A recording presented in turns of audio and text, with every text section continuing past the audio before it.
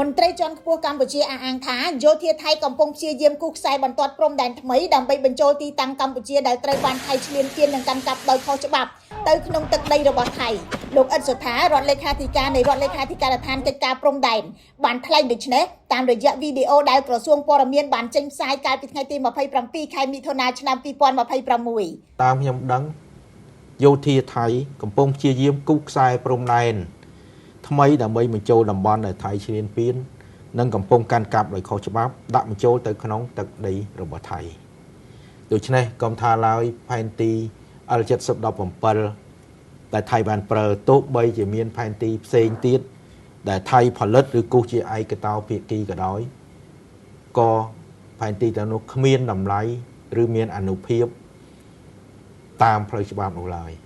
ការអះអាងនេះធ្វើឡើងខណៈដែលកងកម្លាំងថៃកំពុងបន្តកាន់កាប់តំបន់ជាច្រើនរបស់កម្ពុជាដោយខុសច្បាប់ក្រោយការប្រយុទ្ធគ្នាកាលពីខែធ្នូឆ្នាំ2025ចាប់តាំងពីខែកក្កដាឆ្នាំមុនមកដល់ថ្ងៃទី27ខែមិថុនាឆ្នាំនេះកម្ពុជាបានផ្ញើលិខិតតវ៉ាផ្លូវការចំនួន43ច្បាប់ទៅកាន់ភាគីថៃដើម្បីប្រឆាំងនឹងសកម្មភាពដែលកម្ពុជាចាត់ទុកថារំលោភអធិបតេយ្យភាពនិងបូរណភាពទឹកដី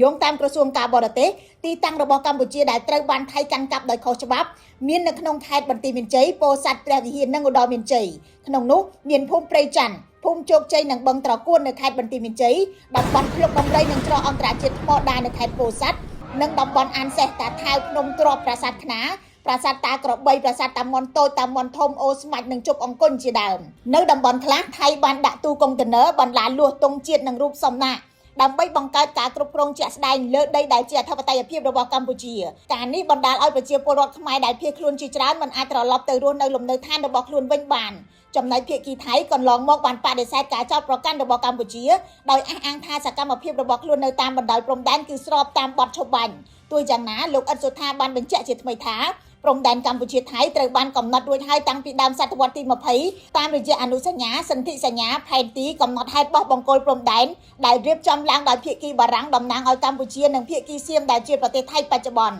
ថៃមិនទាន់ឆ្លើយតបការលើកឡើងរបស់កម្ពុជានៅឡើយគិតត្រឹមម៉ោងចេញផ្សាយខ្ញុំរស់សុធាពី News Today NTTV